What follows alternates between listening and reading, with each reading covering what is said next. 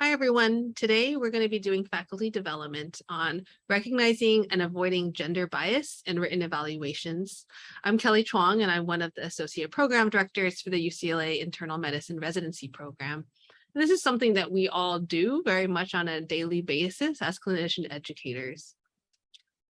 So before I start, all of our faculty development is going to be rooted in the new ACGME clinician educator competencies that are laid out here. And today's session will be working specifically on recognizing and mitigating bias. We'll be talking about diversity, equity, and inclusion in the learning environment. And of course, this touches on learner assessment and feedback. So this graphic is from JGIM in 2019. And essentially what it did, it was looked at the written evaluations of medical students by gender and by their underrepresented minority status. This graphic just shows us the gender and the terms that most frequently show up by gender in a written evaluation for the med student. It's also along a pass to honors scale. And as you look at this graphic, I want you to think about two questions. The first question is, when you were in training, did any of your written evaluations contain any of these words that were written here? And the second question is, as an evaluator now, how many times have you written an evaluation that includes one of these words? And I bring this up not to say that any of these words are things that are negative in any way, but just that there is a bias in terms of how often these words show up for women versus men, and that we need to be aware of this, of how this is we're characterizing our learners, and maybe there may be some bias in that. So I'll just point out a couple of terms here that stick out to me. So for women, things like compassionate, poised, and caring tend to show up more disproportionately, whereas for men, terms like scientific and easygoing tend to show up.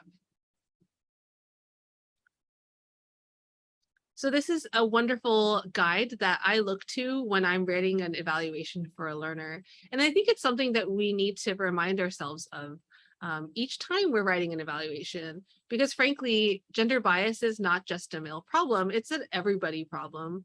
And women are just as susceptible as men, and we're all susceptible to implicit bias, whether we think so or not. So it's just to show you that a lot of these words are used to describe someone's effort. So they know that in studies, when they look at evaluations for women, they're more likely to include words about how hardworking they are and how dedicated or diligent. Whereas for men, they're more likely to emphasize research accomplishments or their clinical knowledge or their skills. So this is a nice guide from the University of Arizona that tells you that we can try to avoid certain adjectives like caring, hardworking, warm, and instead try to use adjectives that really describe the achievements of that person, like outstanding, knowledgeable, ambitious, and independent. And I think it's not that you can't use any of these words, it's just that we want to root our evaluations in an observed behavior, and a word like this in isolation can sometimes be very biased if that's the only word that's being used to describe your learner. So in summary, as we want to try to avoid adjectives that promote gender stereotypes, we always want to root our evaluations in observed behaviors. And just think about when you write your evaluations, if you were to be reviewing this on the other side of it, what would you be looking for to see in their evaluation to help you understand their clinical competency as a learner?